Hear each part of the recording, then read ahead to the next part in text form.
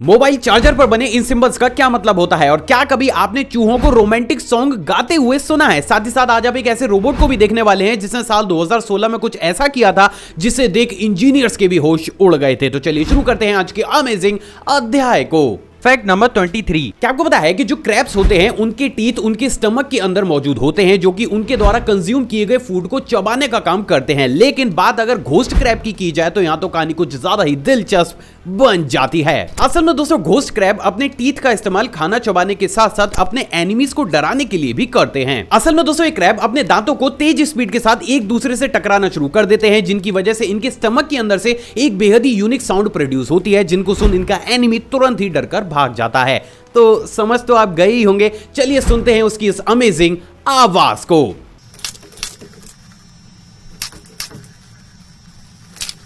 तो अभी कह सकते हैं कि अभी अभी आपने कुछ बेहद ही रेयर तो जरूर सुना है। Fact number 22। क्या आपको पता है कि जीन डेज के द्वारा बनाए गए टॉम एंड जेरी शो की शुरुआत एक एनिमेटेड फिल्म के थ्रू हुई थी जिसमें टॉम का नाम जैस्पर और जेरी का नाम जिंग था और इसी फिल्म के बाद हमारी और आपकी favourite Tom and Jerry cartoon series को भी शुरू किया गया था। तो ये तो बात हो गई इस शो की अनसुनी कहानी की। अब मैं आपसे जानना चाहता हूं कि क्या आपने Tom and Jerry cartoon series के सबसे पहले एपिसोड के सबसे पहले सेलेक्टेड फ्रेम्स को देखा है? नहीं तो जो नहीं देखा होता आपने वही तो दिखाते हैं हम। दोस्तों अभी आपकी स्क्रीन पर आपको जो वीडियो क्लिप दिख रही है वो टॉम एंड जेरी सीरीज के सबसे पहले एपिसोड की सबसे पहली क्लिप है। तो अभी कह सकते हैं कि अभी अभी आपने कुछ बेहद ही इंटरेस्टिंग तो जरूर देखा है। Fact number 21। जैसे कि हम सभी जानते हैं कि साल 2017 में फेसबुक के द्वारा एक ऐसे आर्टिफिशियल इंटेलिजेंस सिस्टम को बनाकर तैयार किया गया था जो कि इंसानों से ही छुपकर इंसानी खात्मे की ही बात कर रहे थे। लेकिन क्या आपको पता है कि इस दुनिया में साल 2017 से पहले भी कुछ ऐसा हो चुका है जिसने इंजीनियर्स के होश उड़ा दिए थे।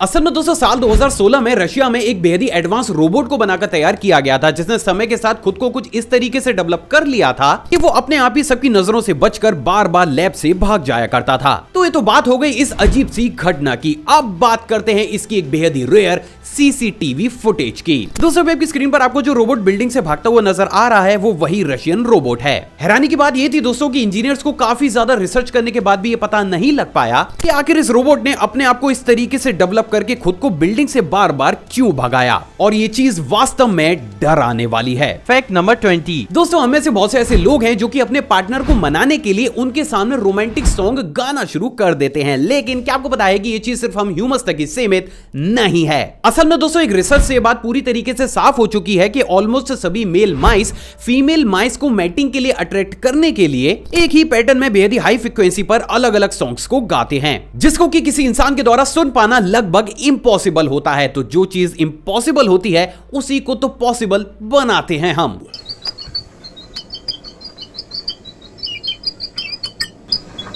तो अभी कह सकते हैं कि आज आपने चूहों को भी रोमांटिक सॉन्ग्स गाते हुए तो जरूर सुना है। Fact number 19। क्या आपको पता है कि 1 अप्रैल साल 1989 को इंग्लैंड के बिलियनियर रिचर्ड ब्रैंसन के द्वारा लोगों को अप्रैल फूल बनाने के लिए कुछ इस तरीके के यूएफओ के शेप के हॉट एयर बैलून को आसमान में उड़ाया गया। सिर्फ इतना ही नहीं बल्कि वो कुछ इस तरीके से खुद भी एक एलियन के अटायर में तैयार होकर इस हॉट एयर बैलून के अंदर जाकर बैठ गए। अमेजिंग बात ये थी दोस्तों कि ये प्रैंक इंग्लैंड गवर्नमेंट पर इतना ज्यादा भारी साबित हुआ कि उन्होंने इस बैलून को यूएफओ समझकर सारी पुलिस फोर्स, आर्मी और इंटेलिजेंस एजेंसीज को अलर्ट पर डालकर इस उड़ते हुए ऑब्जेक्ट को पकड़ने के आदेश दे दिए। और यही वो कारण है जिसके चलते हुए इस अप्रैल फूल को अभी तक पूरी दुनिया के सबसे ज्यादा बड़े और अजीब अप्रैल फूल्स में से भी एक फूल माना जाता है जिसने एक पूरे ही कंट्री को हैरत में डाल दिया था। Fact number 18। क्या आपको पता है कि अभी हाल ही में Xiaomi कंपनी के द्वारा अपने लोगों को अपडेट करके कुछ इस तरीके के नए लोगों में ट्रांसफॉर्म कर दिया गया है। आई नो आप में से बहुत से लोग बोलेंगे कि भाई इसमें कौन सी बड़ी बात है, तो रुको जरा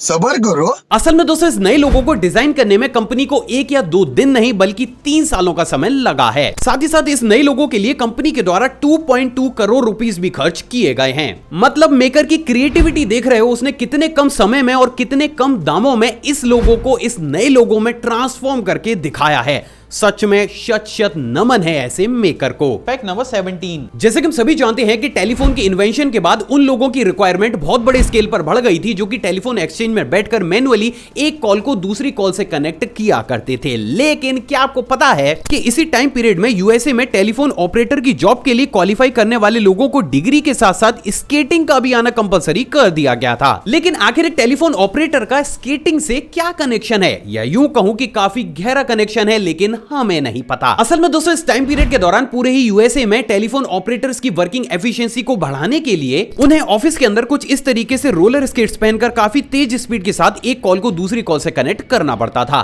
और यही वो कारण था जिसके चलते हुए एक छोटे टाइम पीरियड के दौरान अगर यूएसए में आपको टेलीफोन ऑपरेटर बनना होता था तो आपको पढ़ा लिखा होने के साथ साथ रोलर स्केटिंग का भी आना जरूरी होता था। सच में अजीब। Fact number 16। क्या आपको पता है कि जो रैबिट्स होते हैं वो कभी कभी बेहद ही रेयर सिचुएशन में नॉर्मल चलने की बजाय कुछ इस तरीके से अपने दो पैरों के थ्रू खड़े होकर चलने लगते हैं। लेकिन आखिर एक रैबिट इस तरीके की अजीब सी हरकत को क्यों करता है? असल में दोस्तों कुछ और नहीं बल्कि इनका एक बेहद ही स्मार्ट मूव होता है। जैसे कि हम सभी जानते हैं कि हमारी बॉडी या फिर रैबिट की बॉडी में बहुत बड़े अमाउंट में मसल कंट्रोलिंग न्यूरॉन्स पाए जाते हैं। अब जैसे ही इन न्यूरॉन्स की संख्या किसी भी रैबिट की स्पाइनल कॉर्ड में हद से ज्यादा बढ़ जाती है तो इनकी स्पाइनल कॉर्ड उनकी पूरी ही बॉडी को सुस्त या फिर काफी ज्यादा धीमा बना देती है, जिससे निजात पाने के लिए ये अपने अगले और पिछले पैरों को एक बेहद ही परफेक्ट एंगल में बेंड करके कुछ इस तरीके से चलना शुरू कर देते हैं। एंड एज अ रिजल्ट इनकी स्पाइनल कॉर्ड में मौजूद वो एक्स्ट्रा न्यूरॉन्स वहां से हट जाते हैं और हमारा रैबिट दोबारा से ही फुर्तीला बन जाता है। So finally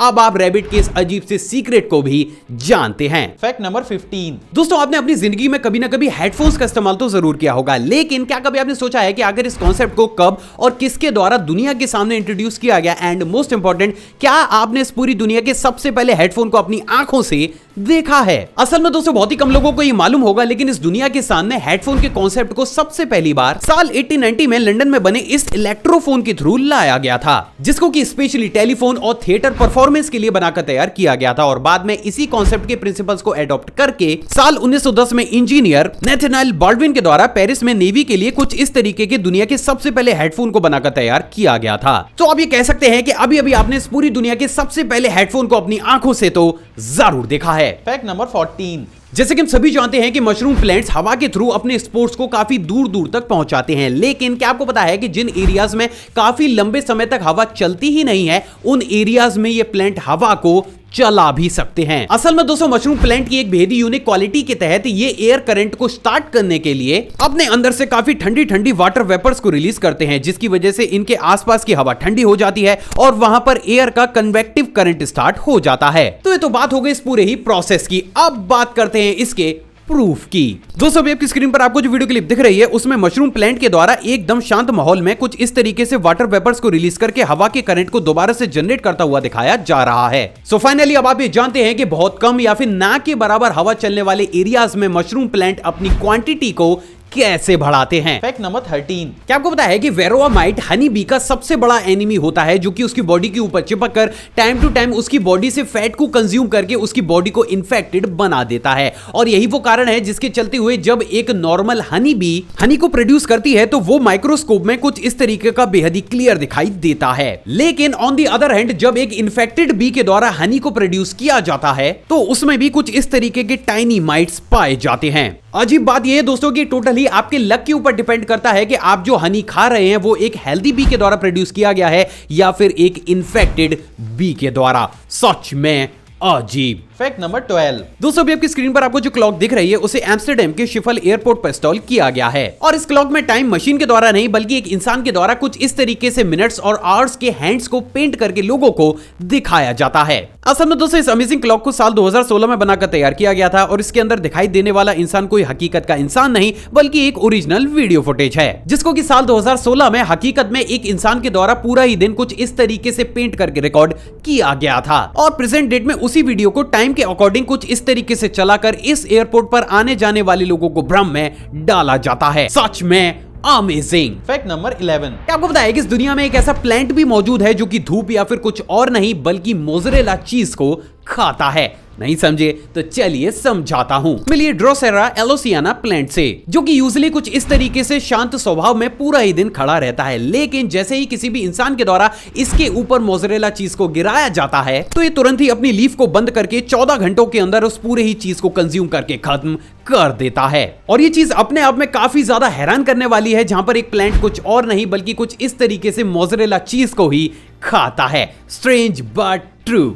fact number 10। क्या आपको पता है कि इस दुनिया में 8998 नाम की भी एक बटरफ्लाई मौजूद है, जिसके एक विंग पर कुछ इस तरीके से 89 जबकि दूसरे विंग पर 98 लिखा रहता है। असल में दोस्तों इस बटरफ्लाई का साइंटिफिक नाम डाइथीरिया फ्लूगिया है, जो कि यूजुअली सिर्फ साउथ अमेरिका में ही पाई जाती है। तो ये तो बात हो गई इस अमेजिंग बटरफ्लाई की। अब बात करते हैं इसकी एक एक्सक्लूसिव वीडियो क्लिप की। दोस्तों अभी स्क्रीन पर आपको जो बटरफ्लाई दिख रही है वो वही 8998 बटरफ्लाई है, और इस वीडियो क्लिप में आप बेहद साफ तौर से देख सकते हैं कि कैसे कितनी खूबसूरत और नेचुरल वे में इसके विंग के ऊपर 89 और 98 लिखा रहता है। सच में लाजवाब। Fact number 9। क्या आपको पता है कि यूएसए के सिएटल में गम वॉल नाम की भी एक बेहद यूनिक वॉल मौजूद है, जिसके ऊपर आपको कुछ इस तरीके की हजारों की संख्या में यूज्ड बबल गम्स चिपकी हुई नजर आती हैं। असल में दोस्तों ये ट्रेडिशन यहाँ पर साल 1993 से चलता हुआ आ रहा है। जब यहाँ पर आने वाले लोग जब बोर हो जाया करते थे तो वो अपने मुंह से च्युइंगम को निकालकर इस वॉल पर कुछ इस तरीके से चिपका दिया करते थे, जिसे देख आगे चलकर ये ट्रेडिशन इतने बड़े स्केल पर फेमस हुआ कि प्रेजेंट डेट में आपको इस वॉल के ऊपर कुछ इस तरीके की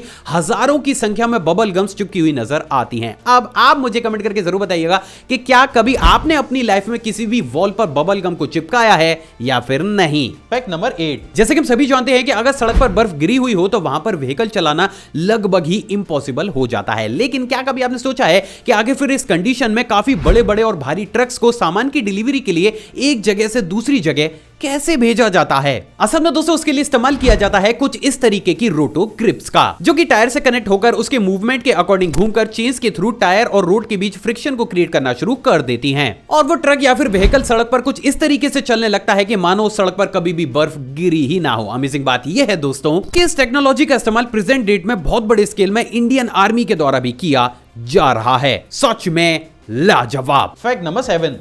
क्या आपको पता है कि ऑलमोस्ट पूरी दुनिया में पाई जाने वाली बेस्किंग शार्क पानी के अंदर कुछ इस तरीके से अपने मुंह को खोलकर स्विम करती है, लेकिन आखिर एक शार्क इस तरीके की अजीब सी हरकत क्यों करती है? असल में दोस्तों शार्क को कुछ और नहीं बल्कि एक चलती फिरती वाटर फिल्टर कहा जाता है। असल में दोस्तों शार्क का फेवरेट फूड पानी के अंदर मौजूद छोटे छोटे श्रिम्प, इंसेक्ट्स और प्लैंक्टन्स होते हैं, जिनको पकड़ने के लिए ये कुछ इस तरीके से अपने मुंह को खोलकर पानी के अंदर स्विम करती है, जिसके बाद इसके द्वारा कंज्यूम किए गए पानी से ये अपने फूड को अलग करके पानी को फिल्टर करके वापस से ही सी में निकाल देती है। और ये वो कारण है जिसके चलते हुए इस शार्क को चलता फिरता वाटर फिल्टर कहा जाता है। सच में स्ट्रेंज। Fact number 6। इस दुनिया में मौजूद ऑलमोस्ट सभी हस्बैंड अपनी वाइफ को ज्यादा खूबसूरत बनाने के लिए किसी भी हद तक चले जाते हैं, लेकिन क्या आपको पता है कि इस दुनिया में एक ऐसी ट्राइब भी मौजूद है जिनके हस्बैंड हर वो संभव प्रयास करते हैं जिनकी वजह से उनकी वाइफ बद से बदसूरत ही नजर आए। अब ऐसा क्यों है चलिए जानते हैं। असल में दोस्तों म्यांमार के मगन चिन और मून जनजाति के हस्बैंड्स अपनी वाइफ्स को बदसूरत दिखाने के लिए उनके चेहरे के ऊपर कुछ इस तरीके के काफी बड़े बड़े और अजीब से टैटूज को बनवाते हैं। सिर्फ इतना ही नहीं बल्कि वो इनको और ज्यादा बदसूरत बनाने के लिए जानवरों के सींग,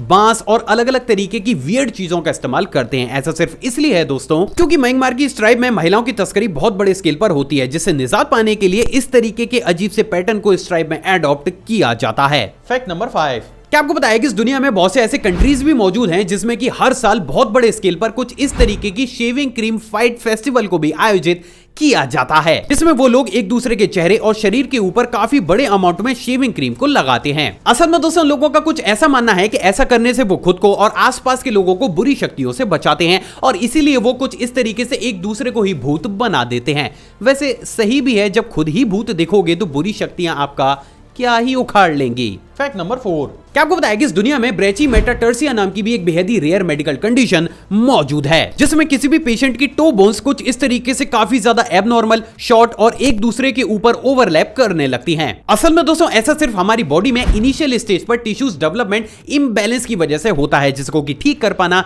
नेक्स्ट टू इम्पॉसिबल होता है, और यही चीज इसको काफी ज्यादा खतरनाक भी बनाती है। Fact number 3। जैसे कि हम सभी जानते हैं कि ऑलमोस्ट सभी कंट्रीज में समर सीजन में बर्ड्स की क्वांटिटी काफी तेज स्पीड के साथ कम होती है, क्योंकि उनको गर्मी से बचने की कोई भी प्रॉपर जगह नहीं मिल पाती। लेकिन क्या आपको पता है कि साल 2017 में लाहौर में इसी से रिलेटेड एक बेहद यूनिक कॉन्सेप्ट को लोगों के सामने इंट्रोड्यूस किया गया था, जहां पर दोस्तों लाहौर के इस्तांबुल चौराहे पर कुछ इस तरीके के 450 से ज्यादा बर्ड हाउस ट्री स्कल्पचर को बनाकर तैयार किया गया था, जिसमें रहकर बहुत बड़ी संख्या में बर्ड्स अपने आप को गर्मी और बरसात से बचा सकती थी। और वास्तव में इनिशिएटिव अपने आप में सराहना योग्य जरूर है। Fact number 2। दोस्तों ये वाला फैक्ट करंट अफेयर की टच पर है। क्या आपको पता है कि अभी हाल ही में बिहार के एक फार्मर के द्वारा 85,000 रुपए प्रति किलो की कीमत वाली वेजिटेबल को उगाया जा रहा है। असल में दोस्तों इस वेजिटेबल का नाम हॉप शॉट्स है और इससे जो फ्लावर ग्रो करता है उसका इस्तेमाल बियर बनाने में किया जाता है। और यही वो कारण है जिसके चलते हुए इस वेजिटेबल की कॉस्ट इंडिया में इतनी ज्यादा है। Fact number 1। मोबाइल चार्जर पर बने इन सिंबल्स का क्या मतलब होता है? दोस्तों आपने भी इस चीज को नोटिस तो जरूर किया होगा कि ऑलमोस्ट सभी मोबाइल चार्जर्स के ऊपर हमें कुछ इस तरीके के सिंबल्स देखने को मिलते हैं, लेकिन वास्तव में इनका मतलब होता क्या है? दोस्तों बात अगर इस पहले डबल स्क्वायर सिंबल की जाए तो इसका मतलब यह होता है कि आपके मोबाइल चार्जर के अंदर इस्तेमाल की गई वायरिंग डबल इंसुलेटेड है, यानी कि किसी भी कंडीशन में चार्जर के अंदर के वायर्स इसकी बॉडी पर टच होकर आपको इलेक्ट्रिक शॉक नहीं दे सकते। बात अगर इस वी के सिंबल की जाए तो ये कोई वी नहीं बल्कि रोमन लैंग्वेज का 5 है और ये चार्जर की पावर एफिशिएंसी को रिप्रेजेंट करता है। और इसीलिए इंडिया के अंदर आपको अलग अलग कंपनीज के चार्जर पर अलग अलग तरीके के नंबर्स देखने को मिलते हैं। अब दोस्तों बात अगर इस होम के सिंबल की जाए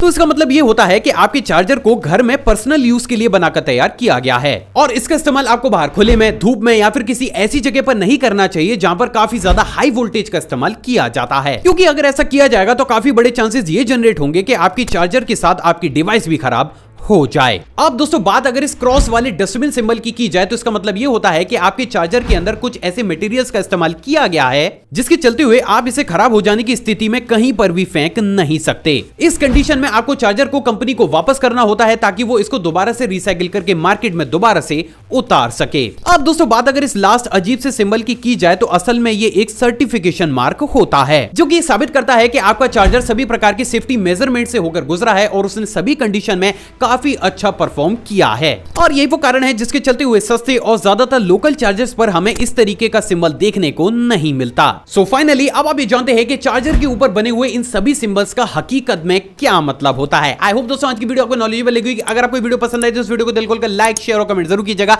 आप चाहें तो मुझे इंस्टाग्राम पर भी फॉलो कर सकते हैं, वहां भी मैं शॉर्ट फैक्ट्स और बैक को टाइम टू टाइम शेयर करता रहता हूं, जिसका लिंक आपको स्क्रीन पर या फिर डिस्क्रिप्शन बॉक्स में मिल जाएगा। एक और फ्रेश कमाल वीडियो में आप सभी से दोबारा मुलाकात होगी दोस्तों। जय हिंद।